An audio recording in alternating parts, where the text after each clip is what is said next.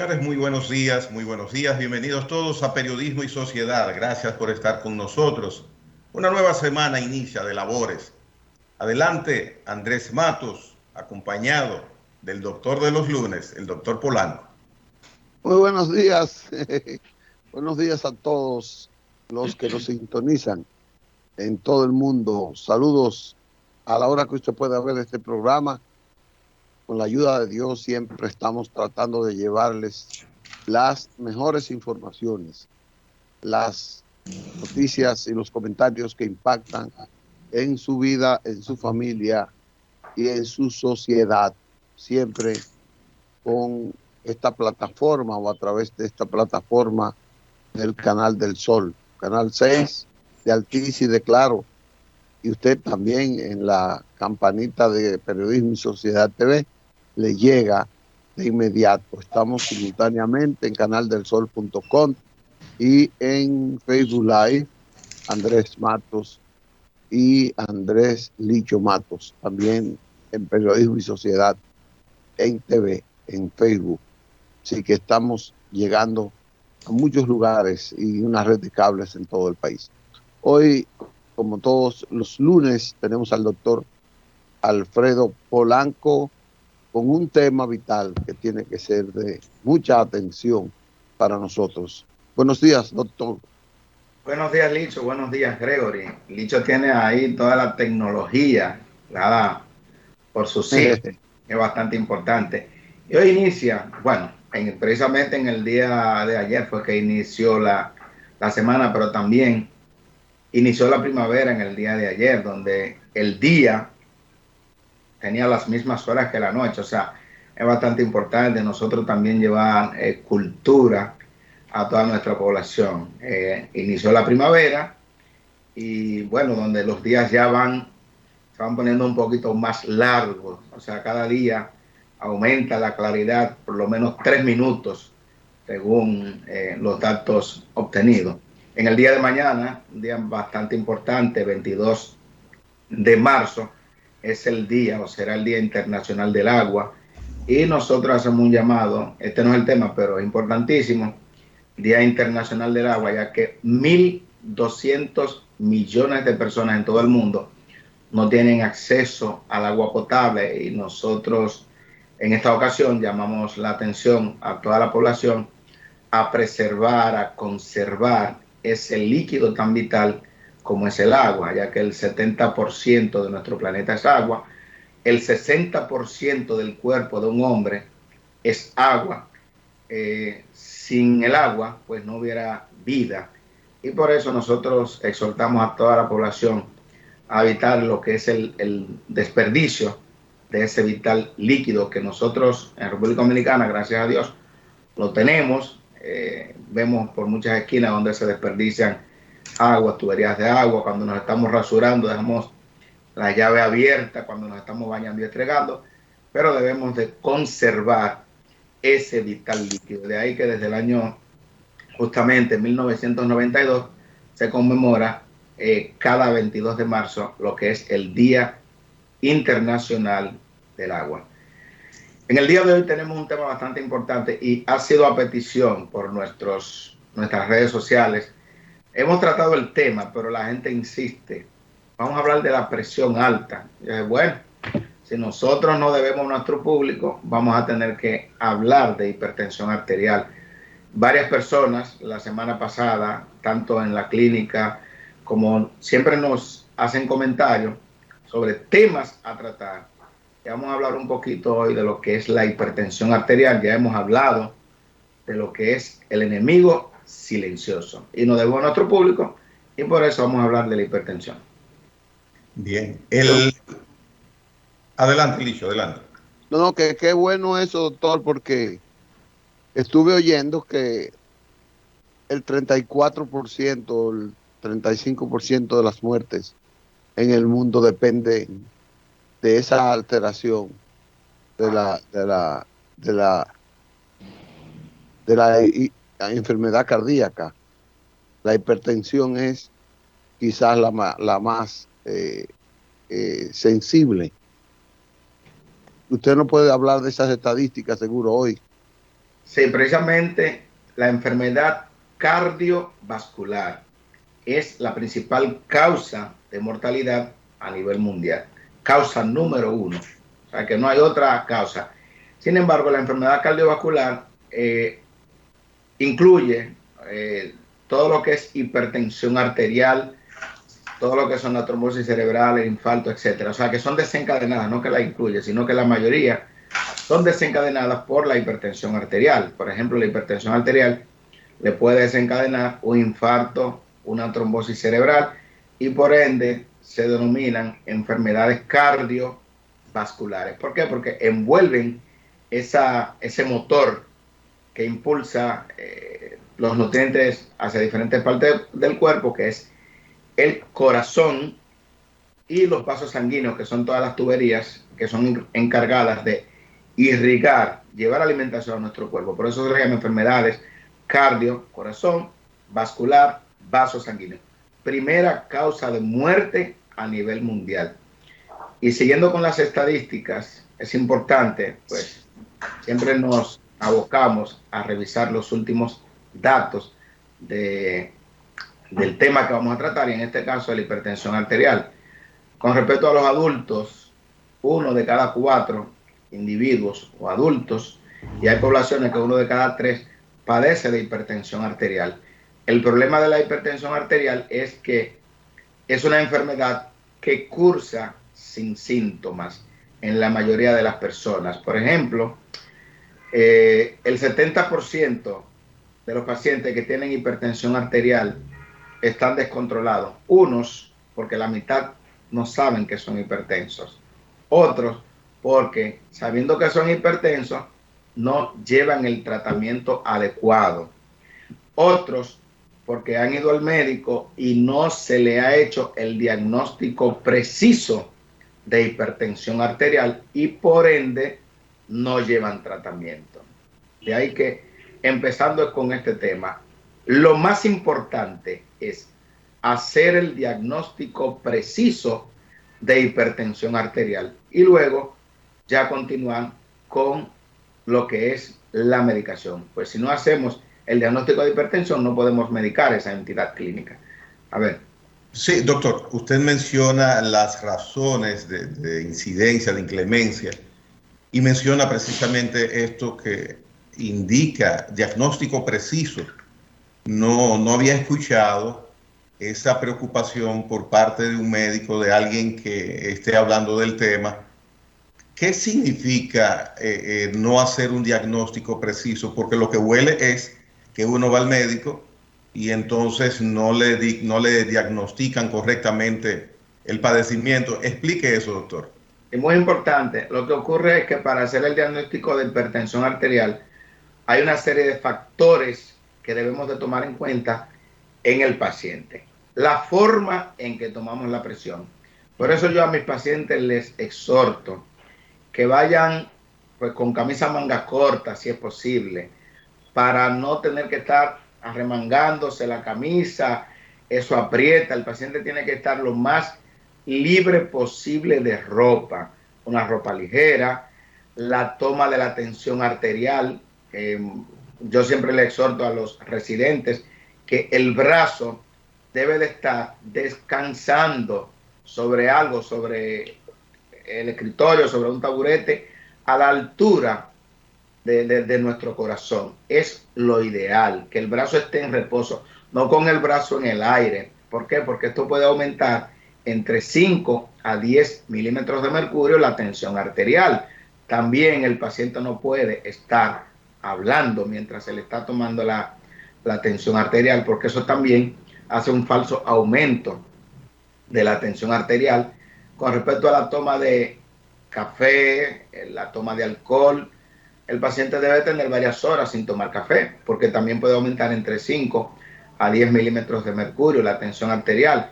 El paciente debe de llegar y no tomársele la presión inmediatamente, sino después que ha entrado en confianza con ese médico, sobre todo si es la primera consulta. Por eso nosotros siempre nos tomamos ese tiempo precioso haciendo lo que es el interrogatorio, en lo que estamos haciendo el interrogatorio al paciente, el paciente ya va tomando confianza y se va tranquilizando y luego ya le tomamos la presión.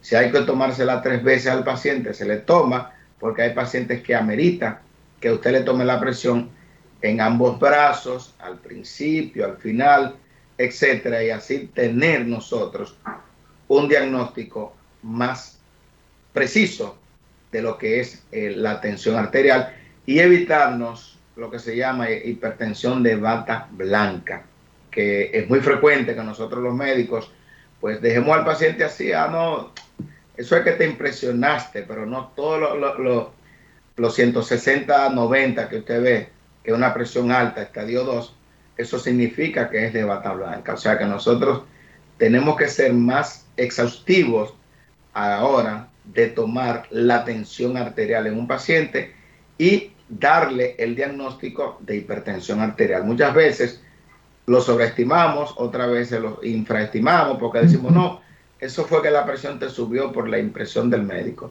Entonces tenemos que estar precisos con eso. Doctor, Sí. es muy común que uno va a un doctor que no tiene que ver nada con cardiología y le toman la presión. Usted ha indicado que eso es correcto. Ahora, la forma de tomar la presión, usted indica que debe ser paralelo al cuerpo, al nivel del corazón. ¿Significa que en la posición horizontal, acostado, es la manera correcta o la mejor manera de tomarle la presión a una persona? No, lo ideal es, puede ser acostado, puede ser sentado, pero Okay. el paciente descansado, incluso los pies deben de estar apoyados en el suelo. O sea, el paciente está sentado en una silla, un sillón, tiene que tener los pies no en el aire ni cruzados, porque todo eso puede dar el falso indicio de que la presión está más alta. O sea, que son una serie de requisitos que nosotros como médicos lo sabemos y tenemos que decirle al paciente, no, quítate esa chaqueta, que así no, quítate esto, porque mientras más prendas de vestir usted tenga, más falso puede dar como que tiene la tensión arterial alta. A veces usted ve que la gente se arremanga esa camisa hasta lo último y se está ahorcando el brazo. Señor, eso le va a dar una hipertensión arterial, una falsa o pseudo. Entonces todo eso nosotros tenemos que tomarlo en cuenta. También algo muy importante, fíjense, como dicen las estadísticas, la mayoría, cerca del 50% de los pacientes que están utilizando medicamentos para la presión están descontrolados, están descompensados. Usted le toma la presión, por ejemplo, a las 8 o 9 de la mañana y usted le encuentra la presión 200/100. El paciente está muy tranquilo y dice, no, lo que pasa es que hace aproximadamente 15 minutos de que me tomé los medicamentos para la presión. Y ahí mismo yo le digo, oh, ¿y ayer usted se tomó sus medicamentos? Sí, precisamente. Pues les digo a todas esas personas que la presión tiene que estar 120/80 o por debajo de 130 todo el tiempo, las 24 horas del día, porque el medicamento o los medicamentos antihipertensivos que usted se toma deben de mantenerle una presión estable a lo largo de más de 24 horas. ¿Me explico? Por el hecho de que usted se tome sus medicamentos antihipertensivos todos los días a las 7 de la mañana y hoy porque está en el médico, donde el médico está haciendo una diligencia, pero está donde el médico, son las 8:20, 8:30 y se le tome la presión y la tiene alta, eso indica que ese paciente posiblemente está descontrolado. ¿Cómo es posible que porque tenga una hora, lo que lleva es una hora, hora y media de más que no se ha tomado sus medicamentos? Porque se lo toma todos los días a las 7 de la mañana y hoy son las 8:30 y tiene la presión alta. Olvídese, ese paciente no está controlado con ese o esos medicamentos que está llevando, porque no es posible que usted tenga la presión 180/100 porque no se haya tomado los medicamentos a esa hora. Muchas veces yo veo como el mismo médico a veces asiente con la cabeza, ah, sí, es verdad. Yo le digo a mis colegas, no es verdad. No es verdad. La presión, yo soy hipertenso, por ejemplo, 14 años de hipertensión, y yo me tomo la tensión arterial a cualquier hora del día. Lógicamente en la noche tiene que estar un poquito más baja. Y está a 120/80. Y estoy tomando medicamento antihipertensivo. Y hay ocasiones por ejemplo los sábados o los domingos, los feriados, que yo no me la tomo a la misma hora de las 7 de la mañana, porque lógicamente me levanto un poquito más tarde, pero me tomo la presión a las 10 de la mañana y tengo 120/80. Estoy controlado y eso es lo más importante. ¿Qué ocurre en ese periodo de tiempo en que ese paciente tiene la presión descontrolada? Lógicamente, nuestro corazón está adecuado para manejar una tensión arterial 120/80, para bombear la sangre sin forzarse, sin mucho esfuerzo. Ahora, ¿qué ocurre? Usted tiene la tensión arterial la mayor parte del tiempo en 160/100. Está alta, no un chin alta, está alta. Ese corazón que tiene un músculo, o sea, el corazón es un músculo cardíaco, tiene que esforzarse mucho más para expulsar la sangre hacia nuestro cuerpo, hacia la parte distal de nuestro cuerpo, hacia el cerebro, hacia los riñones.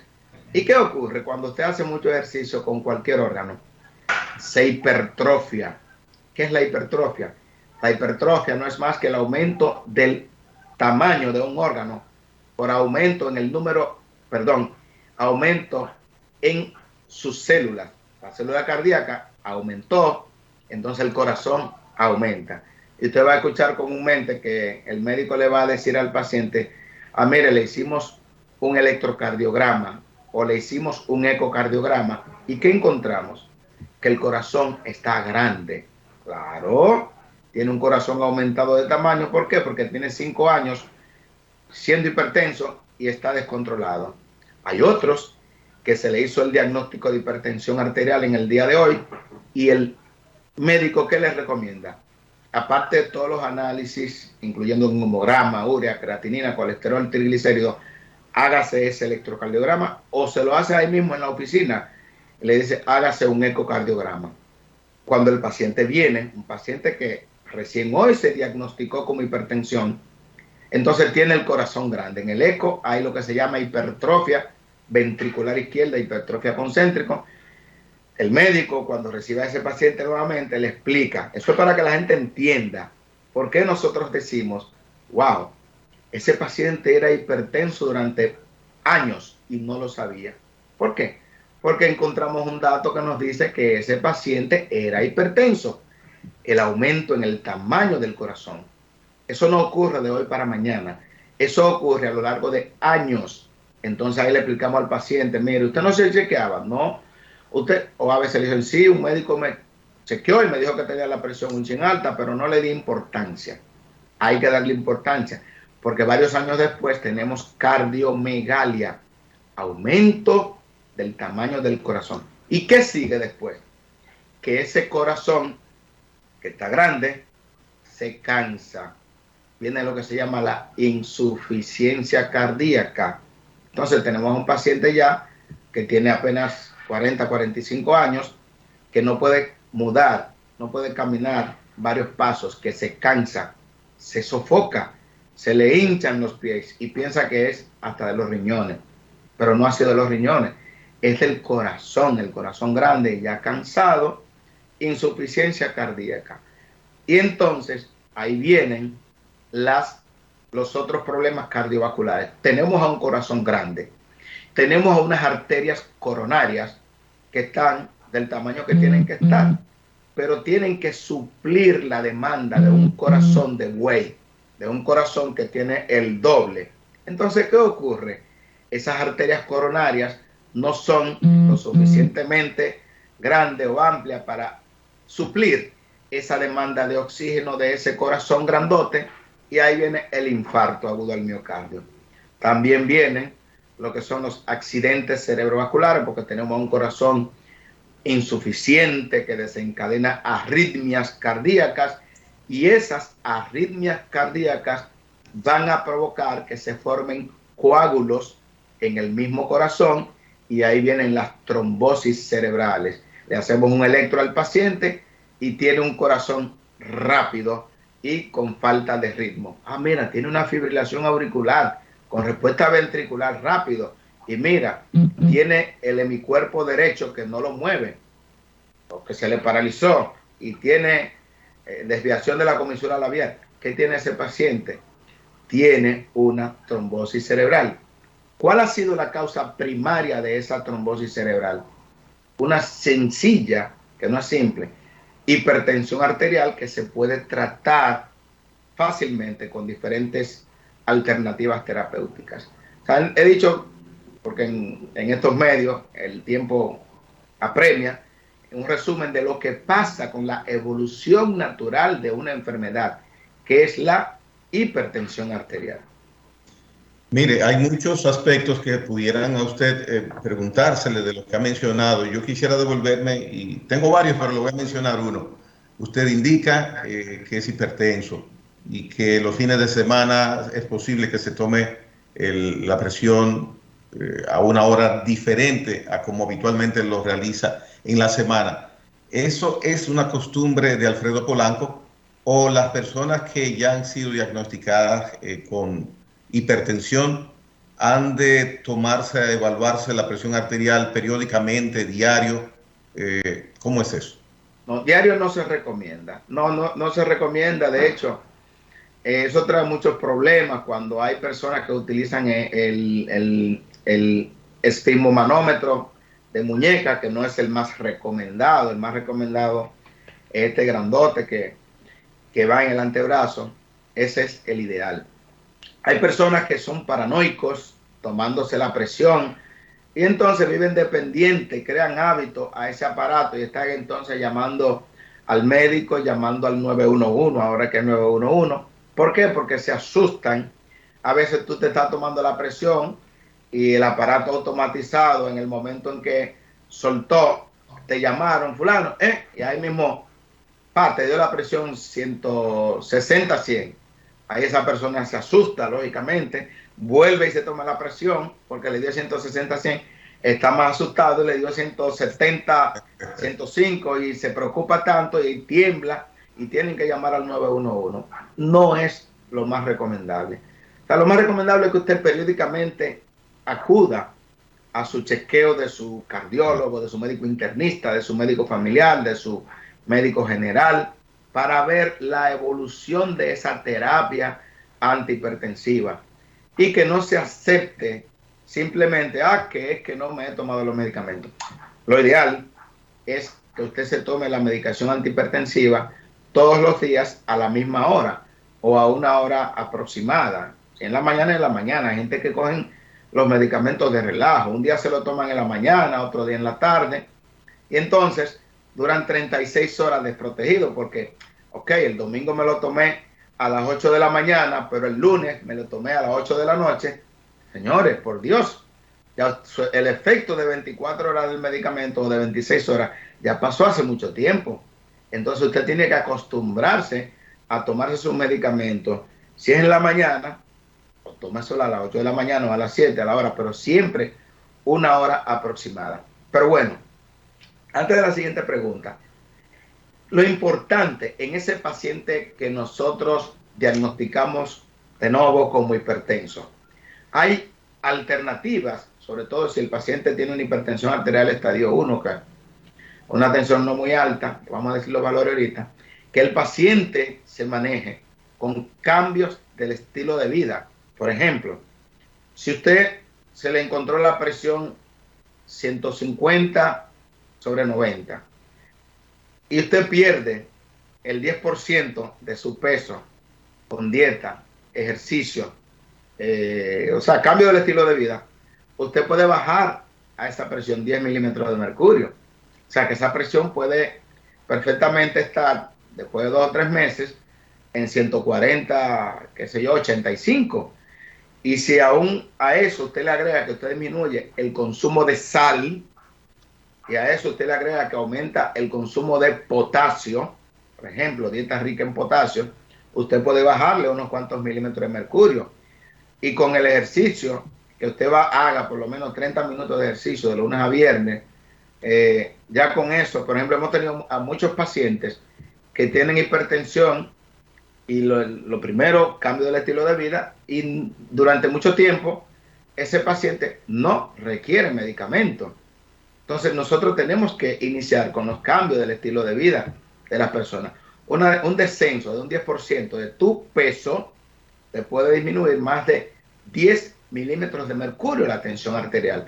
Y en muchos casos no requiere el tratamiento. Ahora bien, cuando usted tiene una tensión arterial, por ejemplo, que 170, 100, bueno, ya un paciente que tomada varias veces se le hace un mapa, que es importante en muchos casos, hacerle el mapa, que es el monitoreo ambulatorio de tensión arterial, y el paciente salió con una hipertensión arterial estadio 2, ese paciente va a necesitar tener un tratamiento.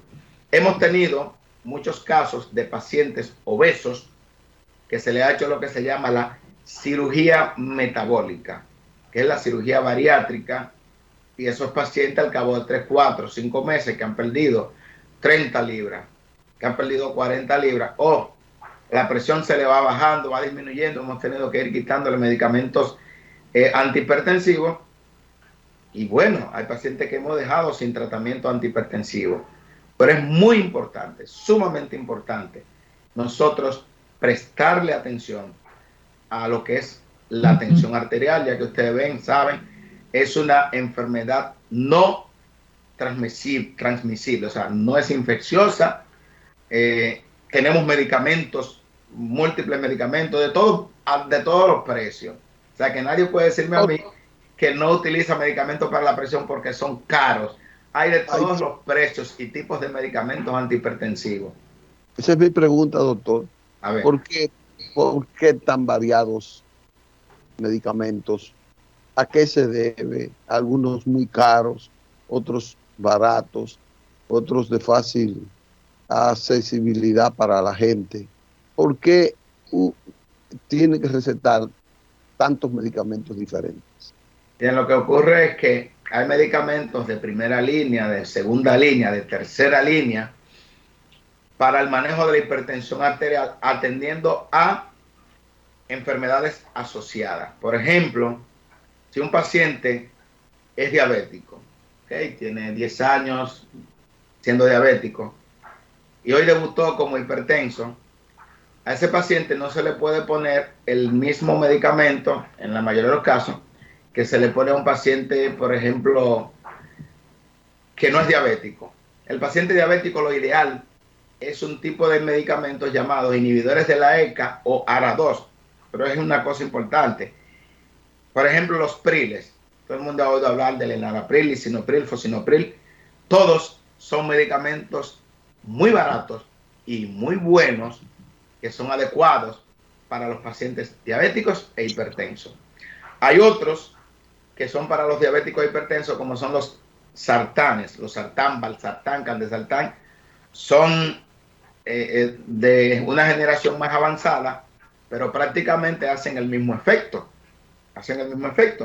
El efecto secundario de los primeros podría ser la tos, pero a diferencia de eso, son mucho más baratos, son buenos.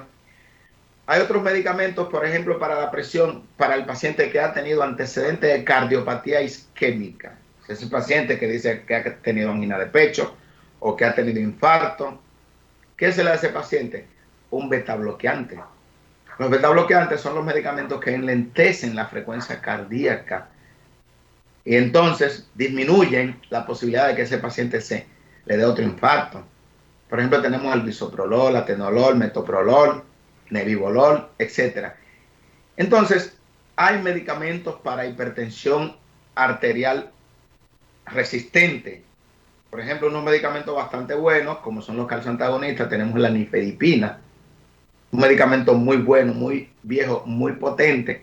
Tenemos la nodipina, que es un medicamento excelente. Ahora, todos los medicamentos podrían tener efectos secundarios. Por ejemplo, los pacientes que son migrañosos, que sufren de dolores de cabeza frecuentes, cuando usted le pone un calcio antagonista, por ejemplo, las amlodipina, nifedipina, etcétera, podría desencadenarle en algunos casos dolor de cabeza. Entonces, por eso es la importancia de que usted no se automedique.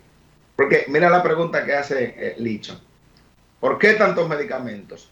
Lo que pasa es que para cada persona hay un grupo de medicamentos adecuados. Entonces, es por eso que no es al azar que nosotros decidimos ponerle tal o cual medicamento a tal o cual paciente. No, por eso la importancia de nosotros hacerle una buena historia clínica. Hay medicamentos antihipertensivos que usted, si se la administra a un paciente con antecedente de asma bronquial, aunque ese paciente tenga 5 años, 15 años que no haga una crisis de asma, puede desencadenarle una crisis asmática.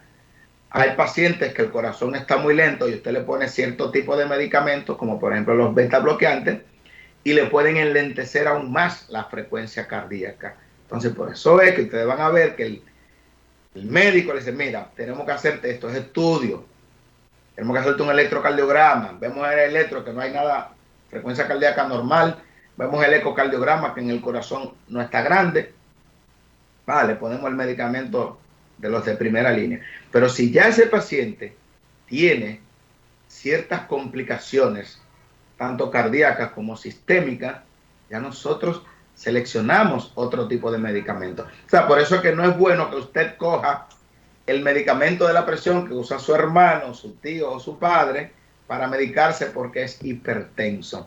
Porque muchos pacientes hemos tenido que han tenido problemas, que se han automedicado, que es uno de los principales problemas de República Dominicana, la automedicación, y han tenido serios problemas. Doctor Polanco, yo quisiera saber la edad aproximada en que ocurre la aparición de la hipertensión en las personas y también la hipertensión es hereditaria y quién es más proclive a caer en hipertensión, hombre o mujer. Tres preguntas.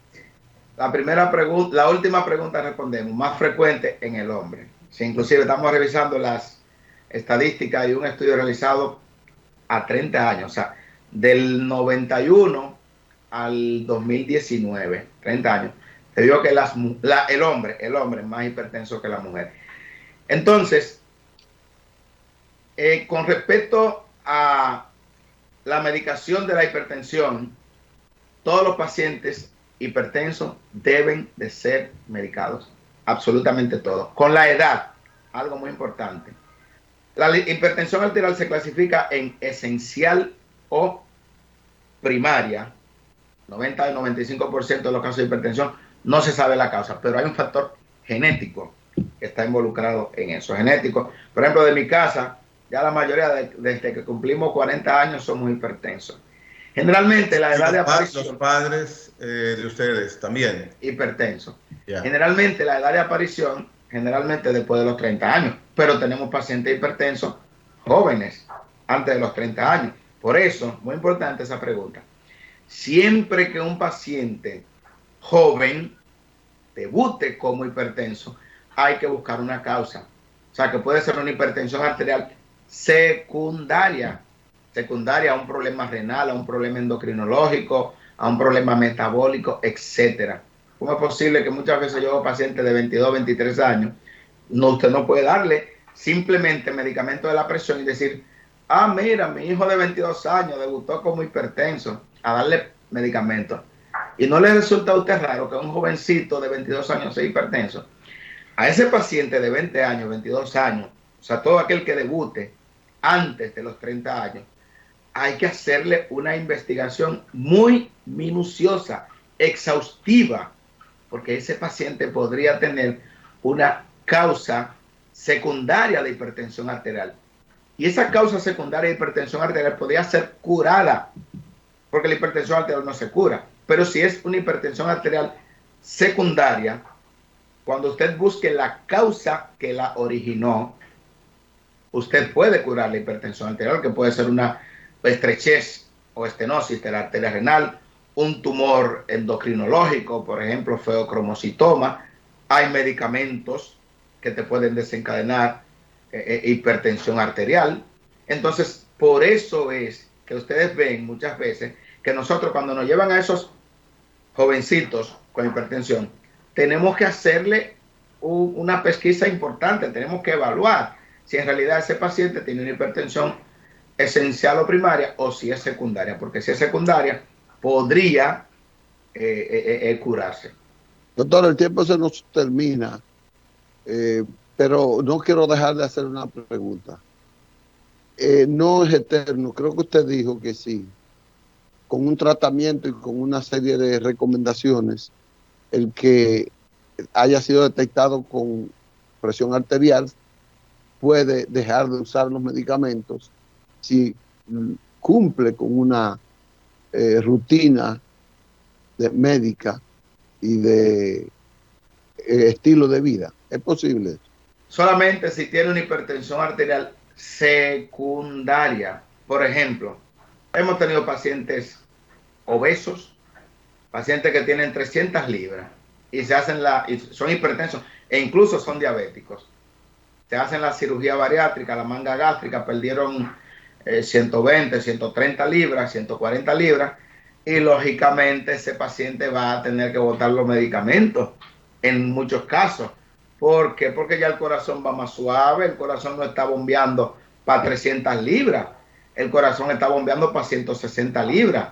Entonces, igual que su páncreas, estaba produciendo insulina o tratando de producir para 300 libras y por eso no era suficiente y era diabético. Pero ya el páncreas está trabajando para 160 libras y está produciendo la misma insulina o menos insulina, pero ya con esa cantidad de insulina que está produciendo puede satisfacer la demanda del cuerpo. Entonces, bueno, en esos casos excepcionales, sí podría ser. Pues muchas gracias, doctor, nueva vez por su cátedra de lunes aquí en Periodismo y Sociedad, Periodismo y Salud, para que la gente siga sus consejos y pueda vivir mejor. Es lo que perseguimos con sus intervenciones. Gracias al doctor Alfredo Polanco por esta nueva sección de educación en salud al pueblo dominicano. Bueno, y a conservar el agua y hasta luego. Día internacional del agua mañana. No, yo me la voy a tomar, doctor. Yo no la voy a conservar, no. Yo me la voy a tomar.